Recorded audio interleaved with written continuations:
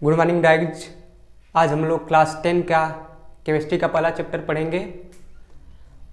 तो देखिए, पहला चैप्टर में टॉपिक वाइज हम लोग क्या करेंगे, उसको टॉपिक वाइज पढ़ेंगे और हर एक पॉइंट को क्या करेंगे, डीप में जाके पढ़ेंगे। तो सबसे पहले हम केमिस्ट्री का क्लास 10 का केमिस्ट्री का पहला चैप्टर पढ़ेंगे, जिसका चैप्टर का क्या नाम है, रासायनिक अभिक्रिया एवं समीकरण। क्या नाम है, रासायनिक अभिक्रिया एवं समीकरण।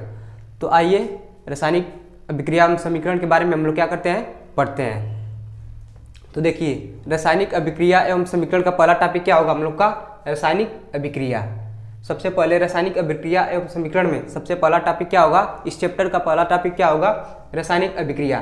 तो देखिए, रासायनिक अभिक्रिया किसे कहते हैं, रासायनिक अभिक्रिया किसे कहते हैं। तो दो या दो से अधिक पदार्थ मिलकर क्या करें, जब एक नए या एक से अधिक, जब दो या दो से अधिक पदार्थ मिले और एक या एक से अधिक गुण धर्म वाले नए पदार्थ का क्या करें, निर्माण करें, तो उसी को हम क्या बोल देंगे, रासायनिक अभिक्रिया। आइए इसको देख लेते हैं। दो या दो से अधिक पदार्थ मिलकर जब क्या करते हैं, एक या एक से अधिक नए गुणधर्म वाले पदार्थ का क्या करते हैं, निर्माण करते हैं, तो उसे हम क्या बोलते हैं, रासायनिक अभिक्रिया। क्या करते हैं, जब दो या दो से अधिक पदार्थ मिल जाए और एक नए गुणधर्म वाला क्या करें, पदार्थ बनाए, तो उसी को हम क्या बोल देंगे, रासायनिक अभिक्रिया। तो देखिए, इसको एग्जांपल से आइए हम लोग समझते हैं इसको। तो एग्जांपल देखिए, उदाहरण में जैसे हम क्या ले लिए, हाइड्रोजन। क्या ले लिए, हाइड्रोजन। और क्या ले लिए, ऑक्सीजन।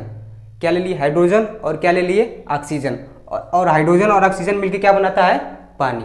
हाइड्रोजन और ऑक्सीजन मिलकर क्या बनता है, पानी। यानी इस उदाहरण से स्पष्ट है कि जब दो पदार्थ, एक क्या लिए है, हाइड्रोजन और दूसरा क्या लिए है, ऑक्सीजन, जब दो पदार्थ मिलके क्या करते हैं, मिलके एक नए गुणधर्म वाले क्या करते हैं, पदार्थ बनाते हैं, तो उसी को हम क्या बोल देते हैं, रासायनिक अभिक्रिया बोल देते हैं। तो इसका डेफिनेशन लिखना रहेगा एग्जाम में, तो हम लोग इसको कैसे लिखेंगे, देख लेते हैं।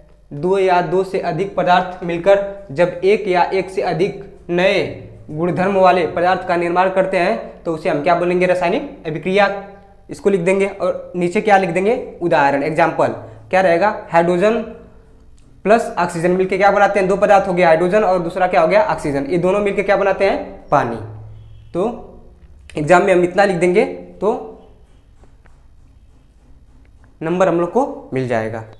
तो आइए अब देख लेते हैं हम रासायनिक अभिक्रिया में शामिल कुछ चीजें होती हैं कि कैसे पता चलेगा कि रासायनिक अभिक्रिया हो रही है। तो देखिए, रासायनिक अभिक्रिया अगर कोई होगा, अगर कोई भी रासायनिक अभिक्रिया हो रही है, तो ये सभी 1 2 3 4 ये चारों चीज़ें क्या होंगी, उसमें दिखाई देंगी। अगर कोई रासायनिक अभिक्रिया हो रही है तो चारों चीज़ इसमें क्या रहेगी, शामिल रहेगी, रासायनिक अभिक्रिया में शामिल। मतलब रासायनिक अभिक्रिया अगर हो रही है तो चार चीज़ें क्या होंगी, उसमें शामिल होंगी। पहली चीज़ क्या है, अवस्था में परिवर्तन।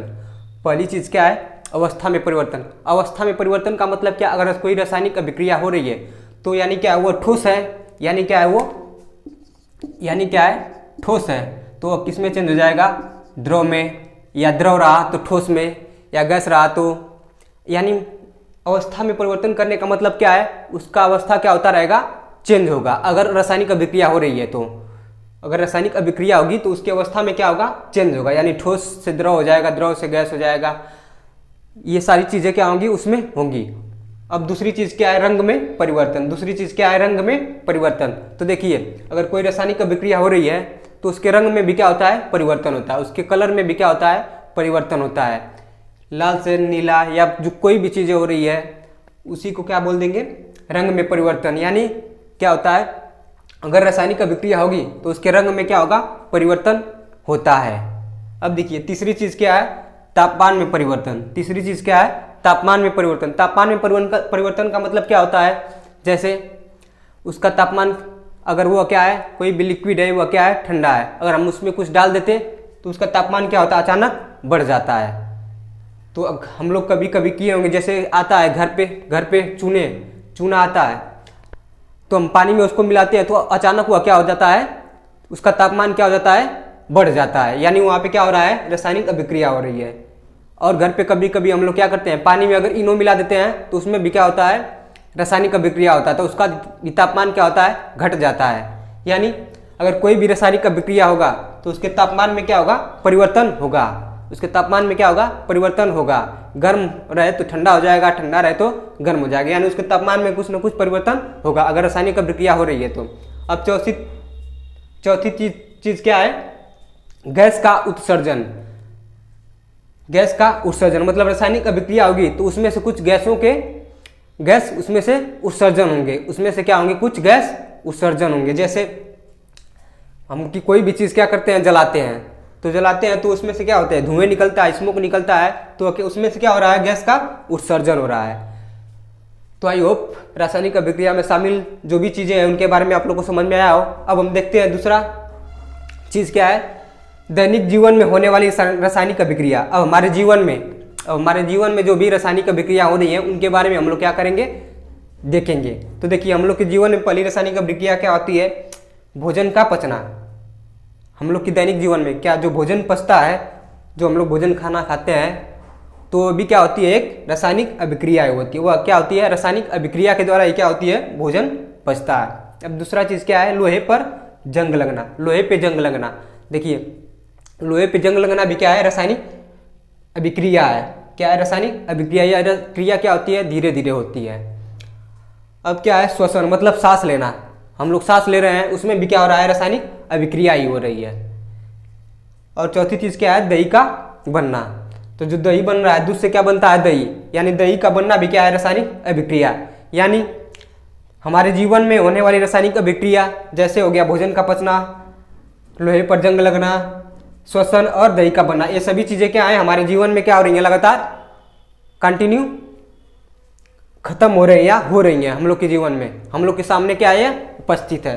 तो इन्हीं चीज़ों को हम क्या बोल देंगे, दैनिक जीवन में होने वाली रासायनिक अभिक्रिया क्या होगी, भोजन का पचना हो गया, लोहे पर जंग लगना हो गया, श्वसन हो गया, दही का बनना, ये सभी चीज़ें क्या है, हम लोग के दैनिक जीवन से संबंधित है। हम लोग के दैनिक जीवन से क्या है, संबंधित है। तो आइए अगले टॉपिक की ओर बढ़ते हैं। तो अगला टॉपिक क्या है, अभिकारक। तो अगला टॉपिक क्या है, अभिकारक। तो देखिए अभिकारक किसे कहेंगे, ऐसे पदार्थ जो किसी रासायनिक अभिक्रिया में भाग लेते हैं। ऐसे पदार्थ जो किसी रासायनिक अभिक्रिया में क्या लेते हैं, भाग लेते हैं, उन्हें हम क्या बोलेंगे, अभिकारक। उन्हें हम क्या बोलेंगे, अभिकारक। अभिकारक क्या होता है, एक बार और देख लेते हैं। ऐसे पदार्थ जो किसी रासायनिक अभिक्रिया में क्या लेते हैं, भाग लेते हैं, उन्हें हम क्या बोलेंगे, अभिकारक। और दूसरा क्या है, उत्पाद। तो ऐसे पदार्थ जिनका निर्माण रासायनिक अभिक्रिया के बाद होता है, ऐसे पदार्थ जिनका निर्माण रासायनिक अभिक्रिया के क्या होता है, बाद होता है, उसे हम क्या बोलते हैं, उत्पाद। तो एग्जाम्पल से क्या करते हैं, इसको समझते हैं। तो देखिए एग्जाम्पल क्या है हम लोग के पास, हाइड्रोजन प्लस ऑक्सीजन। देखिए हाइड्रोजन प्लस ऑक्सीजन यानी अभिकारक क्या है, ऐसे पदार्थ जो किसी रासायनिक अभिक्रिया में भाग लेते हैं। तो रासायनिक अभिक्रिया में कौन कौन भाग लिया है, पहला क्या है, हाइड्रोजन, और दूसरा क्या है, ऑक्सीजन। पहला क्या है, हाइड्रोजन, और दूसरा क्या है, ऑक्सीजन। यानी ये दोनों क्या हो जाएंगे, अभिकारक। ये दोनों क्या हो जाएंगे, अभिकारक हो जाएंगे। ये दोनों क्या कर रहे हैं, रासायनिक अभिक्रिया में क्या ले रहे हैं, भाग ले रहे हैं, तो ये दोनों क्या हो जाएंगे, अभिकारक। अब देखिए उत्पाद क्या होता है, ऐसे पदार्थ जिनका निर्माण रासायनिक अभिक्रिया के बाद होता है। अब देखिए यहाँ पे हाइड्रोजन और ऑक्सीजन मिलके दोनों रासायनिक अभिक्रिया कर रहे हैं, तो इनके बाद हमको क्या मिल रहा है, नया उत्पाद क्या मिल रहा है, क्या मिल रहा है, जल। क्या मिल रहा है, जल। यानी जल क्या हो जाएगा, उत्पाद हो जाएगा। यानी जल क्या हो जाएगा, उत्पाद। तो एक बार फिर इसको क्या करते हैं, समझ लेते हैं। अभिकारक ऐसे पदार्थ जो किसी रासायनिक अभिक्रिया में क्या लेते हैं, भाग लेते हैं। तो भाग लेते हैं मतलब यहाँ पे क्या है, एग्जांपल में हाइड्रोजन प्लस ऑक्सीजन, यानी ये दोनों क्या हो जाएंगे, अभिकारक। हाइड्रोजन प्लस ऑक्सीजन क्या हो जाएंगे, अभिकारक। अब इससे मिलके क्या नया पदार्थ मिल रहा है, तो नया पदार्थ क्या मिल रहा है, जल। यानी जल क्या हो जाएगा, हम लोग का उत्पाद हो जाएगा। यानी इससे समझ में आ रहा है कि हाइड्रोजन और ऑक्सीजन ये दोनों क्या हो जाएंगे, अभिकारक, और जो जल मिल रहा है वह क्या हो जाएगा, उत्पाद। तो आई होप अभिकारक उत्पाद आपको समझ में आया हो। तो आइए अब अगला टॉपिक हम लोग पढ़ते हैं। तो अगला टॉपिक क्या है, रासायनिक समीकरण। तो अगला टॉपिक क्या है, रासायनिक समीकरण। तो रासायनिक समीकरण होता क्या है, पहले इसकी हम क्या करते हैं, जानकारी कर लेते हैं। तो रासायनिक अभिक्रिया, रासायनिक समीकरण क्या होता है, रासायनिक अभिक्रिया में अभिकारकों तथा उत्पादों के प्रतीकों का इस्तेमाल करना ही क्या कहलाता है, रासायनिक समीकरण कहलाता है। देखिए जो रासायनिक अभिक्रिया था उसमें क्या कर रहे हैं हम, अभिकारकों तथा उत्पादों के प्रतीक का इस्तेमाल करेंगे। हम क्या करेंगे, प्रतीकों का इस्तेमाल करना, ये क्या कहलाएगा, रासायनिक समीकरण कहलाएगा। जैसे एग्जाम्पल से इसको समझ लेते हैं।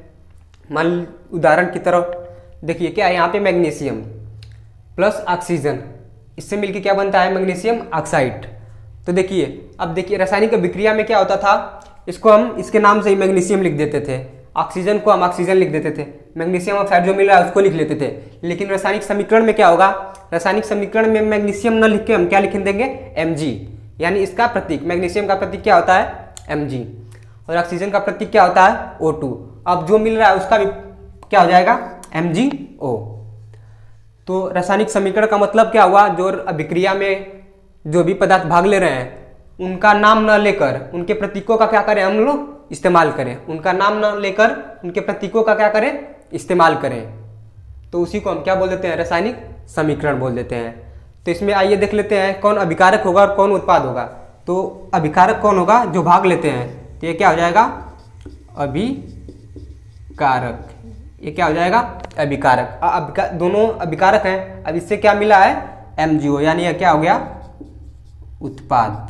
यह क्या हो गया, उत्पाद। यानी रासायनिक समीकरण हम किसे कहेंगे, रासायनिक समीकरण किसे कहेंगे, रासायनिक अभिक्रिया में क्या कर रहे थे हम लोग, सीधे उसका नाम लेकर लिख दे रहे थे, लेकिन इसमें नाम न लिखकर क्या करेंगे, उनके प्रतीकों का क्या करेंगे, इस्तेमाल करेंगे। जैसे मैग्नीशियम का प्रतीक Mg, ऑक्सीजन का O2, मैग्नीशियम ऑक्साइड का MgO, ये सभी क्या है, रासायनिक समीकरण कहलाएंगे।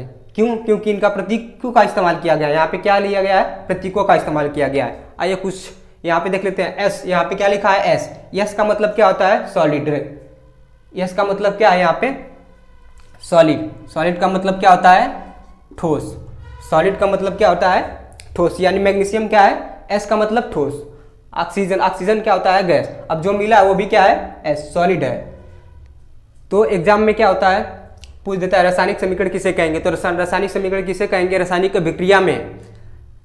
अभिक्रिया में अभिकारकों तथा उत्पादों के नाम का इस्तेमाल ना करके क्या करें, प्रतीकों का इस्तेमाल करें, तो उसे हम क्या बोल देंगे, रासायनिक समीकरण। और क्या कर देंगे, एक एग्जाम्पल वहाँ पे शो कर देंगे, यानी Mg प्लस O2 MgO। तो क्या हो गया, यही क्या हो जाएगा, रासायनिक समीकरण हो जाएगा। यही क्या हो जाएगा, रासायनिक समीकरण हो जाएगा। आइए अब हम लोग नया टॉपिक पढ़ते हैं। तो नया टॉपिक क्या है, रासायनिक समीकरण को संतुलित करना। बहुत ही इंपॉर्टेंट टॉपिक है। एग्जाम में क्या होता है, इससे 2-3 नंबर क्या होता है, फिक्स होता है। समीकरण को संतुलित करने के लिए दे देता है और हमें कहता है, समीकरण दे देता है और हमें क्या करना रहता है, संतुलित करना रहता है। तो समीकरण को संतुलित करना आइए सीखते हैं। तो सबसे पहले हम लोग के पास क्या है, समीकरण देखिए, Fe plus H2O, Fe3O4 plus H2, ये हमको क्या दे दिया है, समीकरण। इसी तरह एग्जाम में क्या देगा, समीकरण।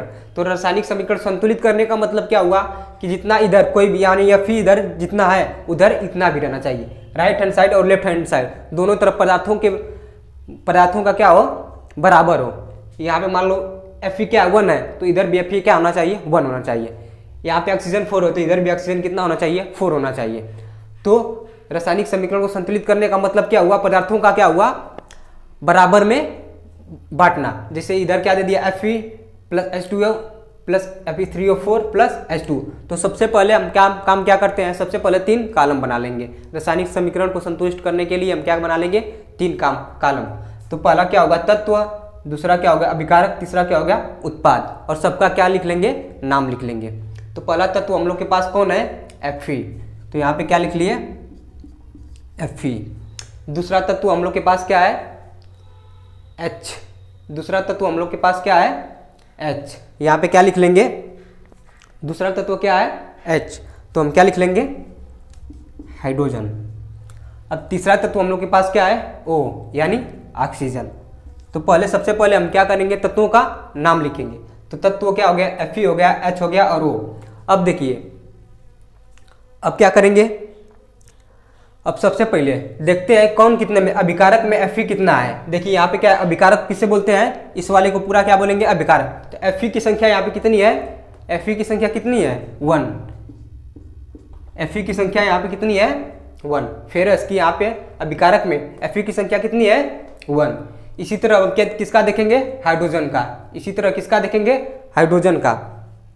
तो देखिए हाइड्रोजन का यहाँ पे कितना है, हाइड्रोजन कितना है यहाँ पे 2, तो यहाँ पे क्या लिख लेंगे हाइड्रोजन का 2।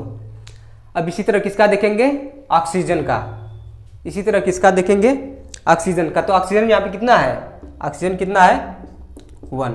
तो देखिए 2 काम हो गया, पहले तत्व लिख लिया FeHO। अब इसका अभिकारक में 1 2 1।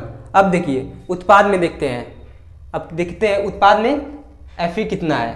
तो आइए इसको देखते हैं उत्पाद में कितना है। देखिए Fe कितना है उत्पाद में 3, Fe कितना है 3। और ऑक्सीजन यहाँ पे कितना है 4, ऑक्सीजन कितना है 4। और हाइड्रोजन कितना है 2, हाइड्रोजन कितना है 2। तो सबसे पहला काम तो हम लोग का हो गया कि तत्व लिख दिया, अभिकारक लिख लिए, उत्पाद। अब देखिए अब क्या करते हैं, इसको मैच करते हैं। तो देखिए Fe कितना है यहाँ पे, उत्पाद अभिकारक में Fe कितना है 1, लेकिन उत्पाद में कितना हो गया है 3, उत्पाद में कितना हो गया है 3। तो पहले ये क्या है संतुलित नहीं है, यानी इधर 1 है तो इधर भी 1 होना चाहिए, इधर 3 है तो इधर भी क्या होना चाहिए 3। तो हम लोग को रासायनिक समीकरण में क्या करना है, यही संतुलित करना है।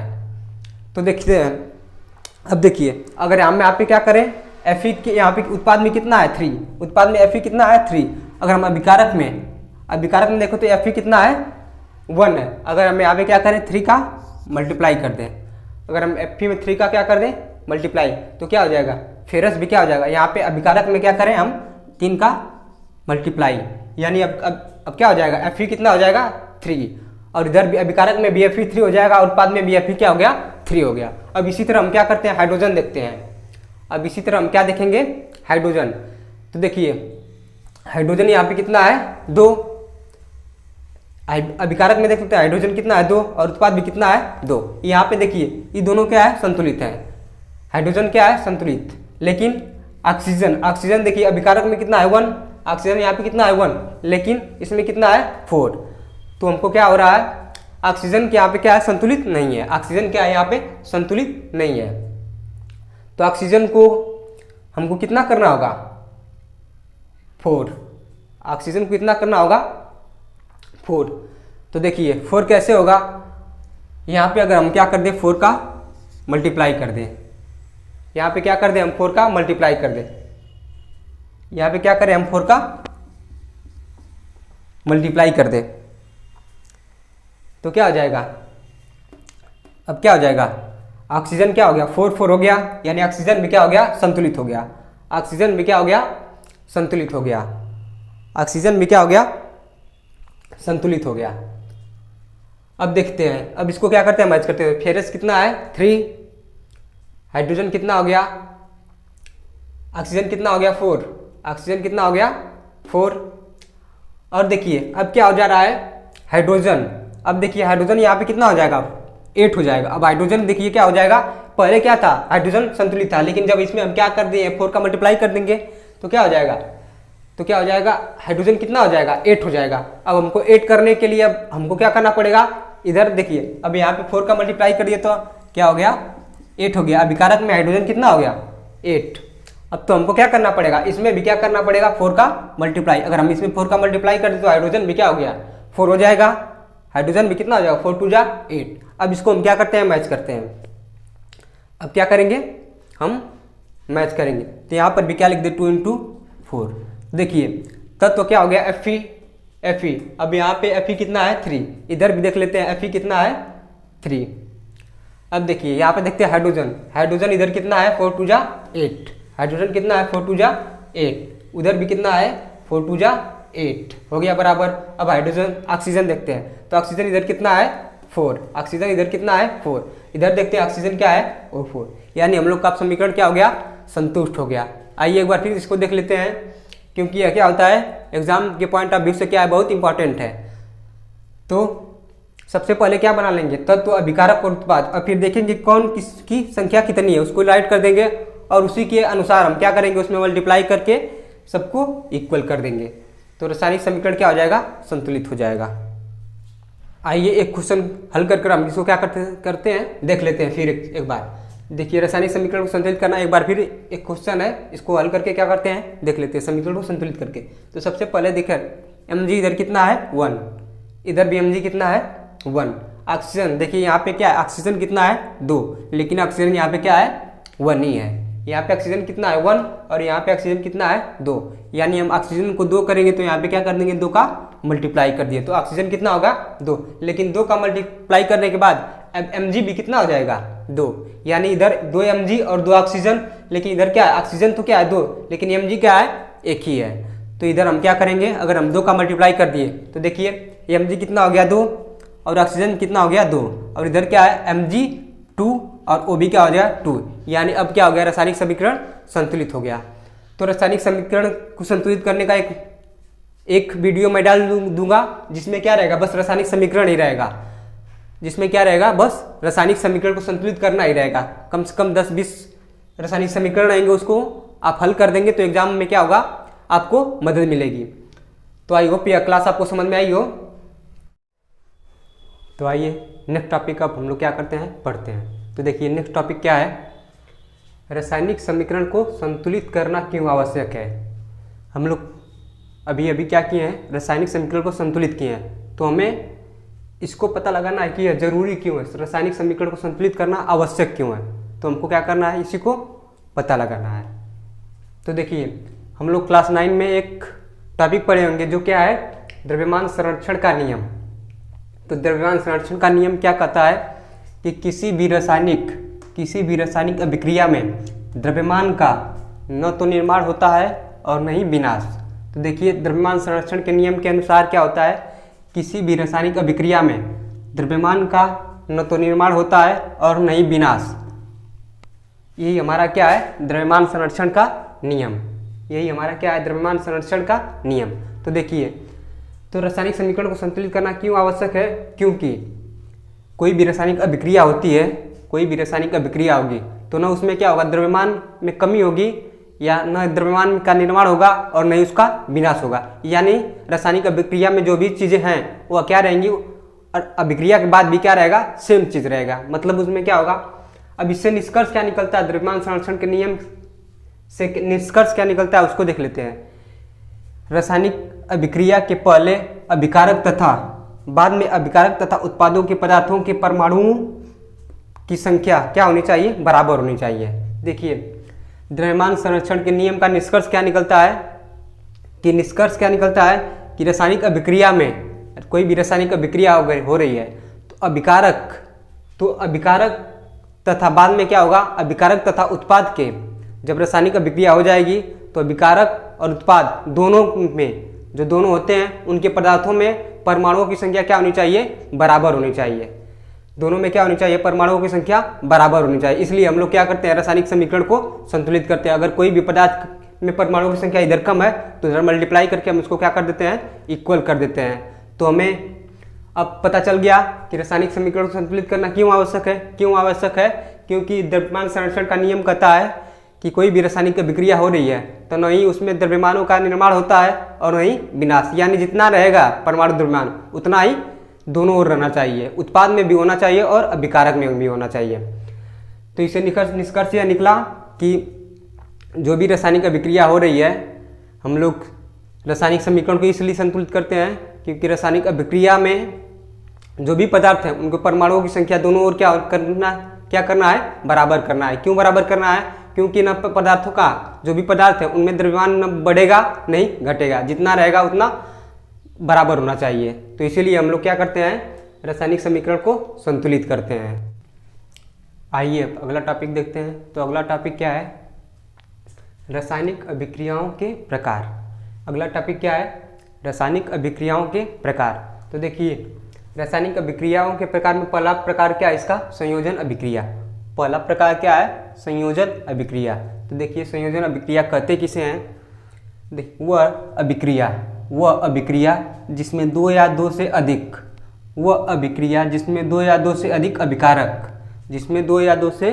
अधिक अभिकारक मिलकर क्या बनाते हैं एक नए पदार्थ का निर्माण करते हैं, उसी को हम क्या बोल देंगे संयोजन अभिक्रिया। सिंपल भाषा में वह अभिक्रिया जिसमें दो या दो से अधिक अभिकारक मिलकर एक नए पदार्थ का क्या करते हैं निर्माण करते हैं, उसी को हम क्या बोल देंगे संयोजन अभिक्रिया। आइए उसके एग्जाम्पल से देख लेते हैं। तो एग्जाम्पल क्या हो जाएगा, जैसे क्या है कोई अभिकारक है, मान लीजिए क्या है एक अभिकारक A और दूसरा अभिकारक क्या है B, एक अभिकारक A और दूसरा अभिकारक क्या है B। अभी ये दोनों मिलके क्या बना रहे हैं, एक नया पदार्थ क्या बना रहे हैं, सी। एक नया पदार्थ क्या बना रहे हैं, सी। तो इसी को हम क्या बोल देंगे, संयोजन अभिक्रिया। तो देखिए एग्जाम्पल, नीचे एक एग्जाम्पल देख लेते हैं। तो देखिए यहाँ पे क्या है, पहला अभिकारक क्या है, कार्बन। यहाँ पे पहला अभिकारक क्या है, कार्बन। किस फॉर्म में है, सॉलिड फॉर्म में, प्लस ऑक्सीजन। अब देखिए कार्बन और ऑक्सीजन दोनों मिलकर क्या बना रहे हैं, कार्बन डाइऑक्साइड यानी CO2। तो देखिए यहाँ पे क्या हुआ, संयोजन अभिक्रिया का डिफिनीशन क्या था कि वह अभिक्रिया जिसमें दो या दो से अधिक अभिकारक, यानी यहाँ पे कितने अभिकारक है, पहला अभिकारक कौन है, कार्बन, और दूसरा अभिकारक क्या है, ऑक्सीजन। दो या दो से अधिक अभिकारक मिलकर क्या बना रहे हैं, एक नए पदार्थ का निर्माण। तो नया पदार्थ कौन बन रहा है, CO2। यानी यह कौन सी अभिक्रिया है, संयोजन अभिक्रिया है। तो संयोजन अभिक्रिया क्या है, वह अभिक्रिया जिसमें दो या दो से अधिक पदार्थ मिलकर क्या बना रहे हैं, एक नए पदार्थ का निर्माण कर रहे हैं। तो उसी को हम क्या बोल देंगे, संयोजन अभिक्रिया। आइए एक और एग्जांपल से हम इसको देखते हैं। यहाँ पे क्या है, हाइड्रोजन, पहला अभिकारक क्या है, हाइड्रोजन, दूसरा क्या है, ऑक्सीजन। अब देखिए ये दोनों मिलकर क्या बना रहे हैं, 2H2O। यानी वह अभिक्रिया जिसमें दो या दो से अधिक अभिकारक मिलकर एक नए पदार्थ का क्या करते हैं, निर्माण। उसी को हम क्या बोल देंगे, संयोजन अभिक्रिया। उसी को हम क्या बोल देंगे, संयोजन अभिक्रिया। तो आइए रासायनिक अभिक्रिया के प्रकार में दूसरा प्रकार देखते हैं। तो दूसरा प्रकार क्या है, वियोजन अभिक्रिया। तो दूसरा प्रकार क्या है, वियोजन अभिक्रिया। तो वियोजन अभिक्रिया क्या होता है, एक अभिकारक टूटकर दो या दो से अधिक उत्पादों में क्या होते हैं, बदल जाते हैं। तो देखिए वियोजन अभिक्रिया क्या होती है, इसमें क्या रहेगा, बस एक अभिकारक रहेगा, जिसमें क्या रहेगा, एक अभिकारक रहेगा, और वो क्या होगा, दो या दो से अधिक भागों में क्या होगा, टूट जाएगा। इसमें क्या रहेगा, एक अभिकारक और क्या हो जाएगा, दो या दो से अधिक भागों में क्या होगा, टूट जाएगा। तो उसे हम क्या बोलेंगे, वियोजन अभिक्रिया। तो एक अभिकारक टूटकर दो या दो से अधिक उत्पादों में क्या होते हैं, बदल जाते हैं। तो उसे हम क्या बोलते हैं, वियोजन अभिक्रिया। तो एग्जांपल से देखते हैं। देखिए ए क्या है, एक उत्पाद है, यहाँ पे क्या है, ए एक उत्पाद है। अब यह क्या हो जाएगा, दो या दो से अधिक भागों में क्या हो जाएगा, टूट जाएगा। यानी देखिए एक क्या था, अभिकारक था, वह कितने भागों में टूट गया है, एक दो, यानी कितने भागों में टूट गया है, दो भागों में टूट गया है। यानी वियोजन अभिक्रिया का नाम से ही क्या है, इसमें वियोजन होना का मतलब क्या होता है, टूटना। वियोजन का मतलब क्या होता है, टूटना। तो वियोजन अभिक्रिया क्या हुआ, कोई एक अभिकारक हो और वह टूट कर क्या हो जाए, कई पार्टों में क्या हो जाए, बट जाए। तो उसे हम क्या बोलते हैं, वियोजन अभिक्रिया। तो उसे हम क्या बोलेंगे, वियोजन अभिक्रिया बोलेंगे। अब देखते हैं वियोजन अभिक्रिया कितने प्रकार के होते हैं, 3 प्रकार के होते हैं। वियोजन अभिक्रिया कितने प्रकार के होते हैं, 3 प्रकार के होते हैं। पहला क्या है, ऊष्मीय वियोजन, दूसरा क्या है, वैद्युत वियोजन, और तीसरा क्या है, प्रकाशीय वियोजन। तो आइए एक एक करके हम इसको क्या करते हैं, पढ़ते हैं। तो आइए एक एक करके क्या करते हैं, टॉपिक को पढ़ते हैं। तो पहला क्या है, ऊष्मीय वियोजन। तो पहला क्या है, ऊष्मीय वियोजन। तो देखिए नाम में इसके क्या है, ऊष्मीय मतलब ऊष्मा, नाम में क्या है, ऊष्मीय। ऊष्मीय वियोजन इसका क्या नाम है, ऊष्मीय वियोजन। तो इससे क्या होता है, नाम से ही क्या हो रहा है, पता चल रहा है। तो इसका क्या होगा, अभिकारक को क्या करते हैं, हम ऊष्मा द्वारा अलग करते हैं। देखिए ऊष्मीय वियोजन में क्या करते हैं, कोई अभिकारक है उसको हम क्या करेंगे, ऊष्मा देकर हम क्या करेंगे, और उसको अलग करेंगे। जैसे एग्जाम्पल से देखिए समझते हैं। तो एग्जाम्पल क्या लिए हैं, CaCO3, यह एक क्या है, सॉलिड है। CaCO3 यह क्या है, एक सॉलिड है। अब उसको हम क्या करेंगे, ऊष्मा देंगे। अब उसको हम क्या देंगे, ऊष्मा देंगे। तो वह किस में टूट जाएगा, CaO + CO2। यह क्या होगा, CaO + CO2 में क्या हो जाएगा, टूट जाएगा। तो ऊष्मीय वियोजन का मतलब क्या हुआ, अभिकारक को ऊष्मा द्वारा हम क्या करते हैं, अलग करते हैं। अभिकारक को किसके द्वारा अलग करते हैं, ऊष्मा के द्वारा। तो देखिए यहाँ पे क्या किया है, ऊष्मा का। इसको तोड़ने के लिए, CaCO3 को तोड़ने के लिए हम किसका उपयोग किए हैं, ऊष्मा का। यानी कोई भी चीज़, किसी भी चीज़ को हम क्या करेंगे, तोड़ने के लिए अगर हम क्या करें, ऊष्मा का प्रयोग करें, तो वह क्या हो जाएगा, ऊष्मीय वियोजन हो जाएगा। वह क्या हो जाएगा, ऊष्मीय वियोजन। अब आइए अगला देखते हैं। दूसरा क्या था, विद्युत वियोजन। क्या है, विद्युत वियोजन। देखिए इसके नाम से ही पता चल रहा है, इसका नाम क्या है, विद्युत वियोजन। विद्युत वियोजन का मतलब क्या हुआ, देखिए अभिकारक को विद्युत धारा प्रवाहित करके, देखिए जो अभिकारक रहेगा उसमें हम क्या करेंगे, विद्युत धारा प्रवाहित करेंगे, तो वह स्वतः ही क्या हो जाता है, अपने आप टूट जाता है। वह स्वतः ही अपने आप क्या होता है, टूट जाता है। तो वैद्युत वियोजन का मतलब क्या हुआ, किसी अभिकारक को हम क्या करें, अभिकारक में क्या करें, विद्युत धारा प्रवाहित करें। तो क्या होगा, पदार्थ क्या हो जाएगा, दो भागों में या दो से अधिक भागों में क्या हो जाएगा, टूट जाएगा। तो एग्जाम्पल से इसको देखते हैं। जैसे हम क्या लिए हैं, 2H2O लिए हैं, या क्या है, लिक्विड है। अगर हम इसमें क्या कर रहे हैं, विद्युत धारा प्रवाहित करवा रहे हैं, इसमें हम क्या करवा रहे हैं, विद्युत धारा। तो किस में टूट जाएगा, 2H2 प्लस O2 में टूट जाएगा। यानी विद्युत वियोजन अभिकारक को हम किसके द्वारा तोड़ते हैं, विद्युत धारा प्रवाहित करके। तो देखिए यहाँ पे 2H2O को हम तोड़ने के लिए किसका प्रयोग किए हैं, विद्युत धारा। यानी किसी पदार्थ को हम तोड़ने के लिए, उसको दो भागों में तोड़ने के लिए विद्युत धारा का प्रयोग करें, उसी को हम क्या बोल देंगे, विद्युत वियोजन। उसी को हम क्या बोल देंगे, विद्युत वियोजन। जहाँ पे विद्युत धारा का प्रयोग किया गया और उसको तोड़ने के लिए, तो क्या हो जाएगा, विद्युत वियोजन हो जाएगा।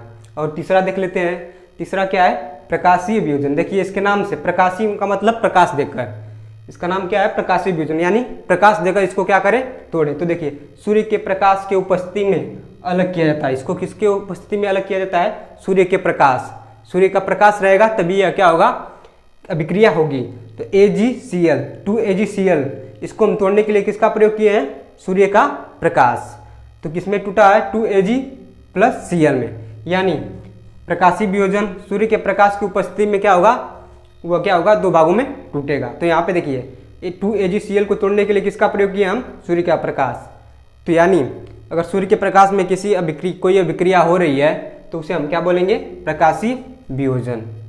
प्रकाशीय वियोजन। एक बार फिर से तीनों को देख लेते हैं। तो ऊष्मीय वियोजन किसे कहेंगे, जिसमें क्या हो, किसी भी पदार्थ को तोड़ने के लिए हम उसका उष्मा का प्रयोग करें, तो क्या हो जाएगा, ऊष्मीय वियोजन। वैद्युत वियोजन का मतलब किसी भी पदार्थ को तोड़ने के लिए हम क्या किसका प्रयोग करें, विद्युत धारा का प्रयोग करें, तो वह क्या हो जाएगा, विद्युत वियोजन। और तीसरा क्या है, प्रकाशीय वियोजन। किसी भी पदार्थ को तोड़ने के लिए हम किसका प्रयोग करें, सूर्य के प्रकाश का प्रयोग करें, तो वह क्या हो जाएगा, प्रकाशीय वियोजन। वह क्या हो जाएगा, प्रकाशीय वियोजन। तो आई होप यह तीनों क्या हो आपको अच्छे से समझ में आया हो। तो आइए अब अगला टॉपिक पढ़ते हैं। तो अगला टॉपिक क्या है, विस्थापन अभिक्रिया। तीसरा नंबर क्या है, विस्थापन अभिक्रिया। तो विस्थापन अभिक्रिया को देख लेते हैं।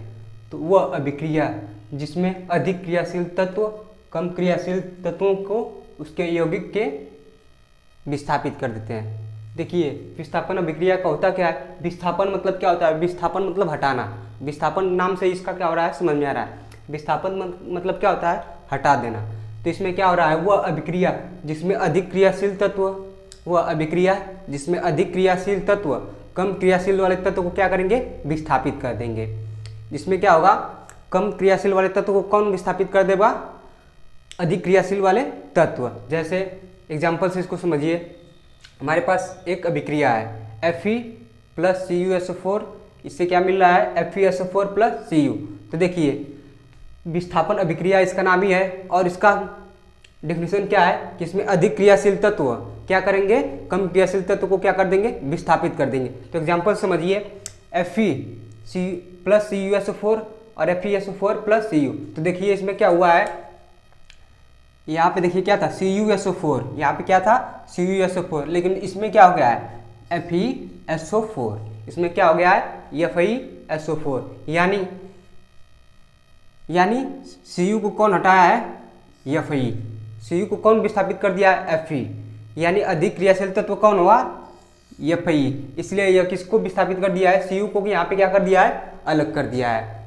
एक बार फिर से देख लेते हैं, यहाँ पे FeCuSO4 है, लेकिन इसमें क्या हो जा रहा है, FeSO4 हो जा रहा है। क्यों, क्योंकि अधिक क्रियाशील तत्व Fe कम क्रियाशील तत्व Cu को क्या कर दे रहा है, विस्थापित कर दे रहा है। क्या कर दे रहा है, विस्थापित कर दे रहा है। तो हमको क्या मिल रहा है, FeSO4 प्लस Cu। तो विस्थापन अभिक्रिया समझ में आ गया होगा। एक बार फिर से देख लेते हैं, इसका डेफिनेशन क्या है, वह अभिक्रिया जिसमें अधिक क्रियाशील तत्व कम क्रियाशील तत्व को क्या करते हैं, विस्थापित कर देते हैं। तो इसमें क्या है, Fe अधिक क्रियाशील तत्व है और Cu क्या है, कम क्रियाशील तत्व है। क्यों, क्योंकि क्या किया यहाँ पे, Cu यहाँ पे था CuSO4, लेकिन यहाँ पे क्या हो गया, FeSO4। Cu की जगह पे कौन आ गया है, Fe। यानी अधिक क्रियाशील तत्व Fe Cu को क्या कर दे रहा है, विस्थापित कर दे रहा है। यानी यहाँ पे क्या होगा, विस्थापन अभिक्रिया होगी। यहाँ पे क्या होगी, विस्थापन अभिक्रिया। और आगे अब अगला देखते हैं, चौथा क्या है, द्विविस्थापन अभिक्रिया। चौथा क्या है, द्विविस्थापन अभिक्रिया। तो देखिए इसमें क्या है, नाम से ही स्पष्ट है, द्विविस्थापन अभिक्रिया का मतलब, द्वि का मतलब क्या होता है, दो विस्थापन। इसमें क्या होंगे, दो विस्थापन होंगे।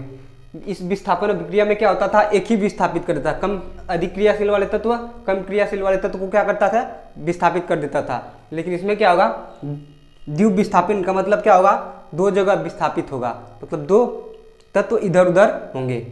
तो इसका डेफिनेशन लिखना रहेगा, तो कैसे लिखेंगे, इस अभिक्रिया में उत्पादों का निर्माण दो यौगिकों के बीच आयनों के आदान प्रदान से क्या होता है। इस अभिक्रिया में उत्पादों का निर्माण क्या होता है, दो यौगिकों के बीच आयनों के आदान प्रदान से होता है। इसको एग्जाम्पल से समझ लेते हैं। तो एग्जाम्पल क्या, हम लोग के पास Na2SO4 यानी sodium sulphate plus BaCl वेरियम chloride. अब देखिए यहाँ पे, अब Na2SO4 यहाँ पे था, यहाँ पे क्या था Na2SO4, लेकिन इसमें क्या हो गया है BaSO4, यानी इसमें क्या हो गया है BaSO4, यानी N2 को कौन हटा दिया है, Ba, यानी Na2 को कौन हटा दिया है, Ba। अब इधर देखिए यहाँ पे क्या था BaCl, यहाँ पे क्या था BaCl, यहाँ पे क्या था BaCl, लेकिन यहाँ पे क्या हो गया है NaCl, यानी यहाँ पे क्या हो रहे हैं, दो जगह विस्थापित हो रहे हैं, दो जगह विस्थापन हो रहा है। एक यहाँ पे Na2SO4 की जगह पे क्या आ गया है BaSO4 आ गया है, यहाँ पे SO4 की जगह Ba आ गया है। अब देखिए, अब यहाँ पे BaCl के जगह पे क्या आया है, NaCl आ गया है, यानी यहाँ पे दो जगह विस्थापन हो रहे हैं। तो पहला क्या है, Na की जगह क्या आ गया Ba, और दूसरा Ba की जगह पे क्या आ गया Na, यानी यहाँ पे क्या हो रहे हैं, दो विस्थापन हो रहे हैं, इसलिए इसको हम क्या बोलेंगे, द्विविस्थापन अभिक्रिया। द्विविस्थापन अभिक्रिया का मतलब यहाँ पे दो जगह विस्थापित होगा।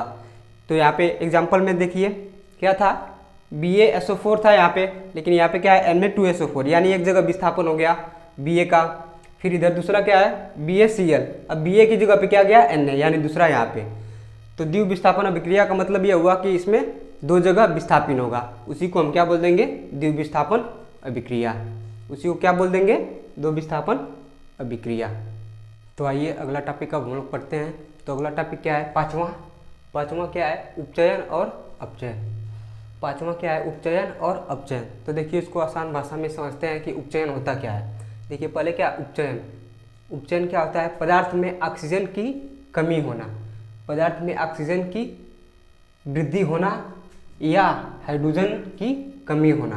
देखिए उपचयन किसे कहेंगे, पदार्थ में ऑक्सीजन की क्या हो, वृद्धि हो, पदार्थ में ऑक्सीजन की क्या हो, वृद्धि हो, या तो हाइड्रोजन की कमी हो, तो उसे हम क्या बोल देंगे, उपचयन। कोई अब रासायनिक अभिक्रिया हो रही है, तो पदार्थ में अगर ऑक्सीजन की क्या हो, वृद्धि हो, अगर पदार्थ में ऑक्सीजन की क्या हो, वृद्धि, या तो हाइड्रोजन की कमी, तो उसे ही हम क्या बोल देंगे, उपचयन। अब देखिए अपचयन समझ लेते हैं। अपचयन क्या होता है, इसका उपचयन का बिल्कुल विपरीत होता है। जैसे पदार्थ में हाइड्रोजन की क्या होगी, अभी इसमें वृद्धि होगी, पदार्थ में हाइड्रोजन की क्या होगी, वृद्धि, और ऑक्सीजन की क्या होगी, कमी होगी, अब उसे क्या बोल देंगे, अपचयन।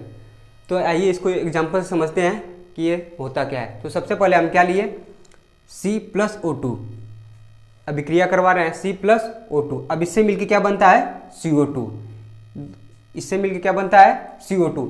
तो हम लोग क्या पढ़े हैं, उपचयन, पदार्थ में ऑक्सीजन की वृद्धि।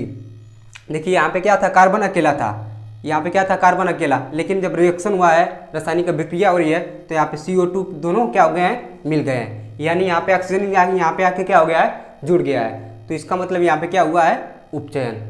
इसका मतलब यहाँ पे क्या हुआ है, उपचयन। तो उपचयन किसे कहते हैं, या तो पदार्थ में ऑक्सीजन की वृद्धि हो जाए या हाइड्रोजन की कमी हो जाए। तो यहाँ पे क्या हो रहा है, कार्बन क्या था, कार्बन और ऑक्सीजन का हम लोग क्या करवाए, रिएक्शन करवाए, तो क्या मिल गया, दोनों कार्बन डाइऑक्साइड बन गया। तो देखिए अब इसमें कार्बन ऑक्सीजन आके क्या हो रहा है, जुड़ जा रहा है। तो ऑक्सीजन का जुड़ना या वृद्धि होना ही क्या कहलाता है, अपचयन। अब दूसरे एग्जाम्पल से इसको क्या करते हैं, समझते हैं। तो दूसरा एग्जाम्पल हम लोग के पास क्या है, CuO+H2, इसको क्या दे रहे हैं, उष्मा दे रहे हैं। तो क्या हो रहा है, Cu+H2O। देखिए इसमें पहली चीज़ यहाँ पे क्या है, CuO। अब यहाँ से Cu में से ऑक्सीजन क्या हो रहा है, यहाँ से निकल जा रहा है, मतलब ऑक्सीजन की क्या हो रही है, कमी। CuO, यहाँ पे क्या था, CuO, और यहाँ पे क्या बन गया है, Cu, यानी इसमें से ऑक्सीजन क्या हो गया है, ऑक्सीजन की कमी हो गई है, इसमें ऑक्सीजन की क्या हो गई है, कमी, इसलिए इसको हम क्या बोलेंगे, अपचयन। अपचयन का डिफिनीशन देखिए क्या है, पदार्थ में हाइड्रोजन की वृद्धि हो या ऑक्सीजन की कमी। तो यहाँ पे क्या हो रहा है, ऑक्सीजन की कमी हो जा रही है, इसलिए क्या हो जाएगा, अपचयन हो जाएगा। अब उसके नीचे देखते हैं, यहाँ पे देखिए क्या है, हाइड्रोजन, और यहाँ पे क्या है, H2O। ये क्या बन गया है, H2O।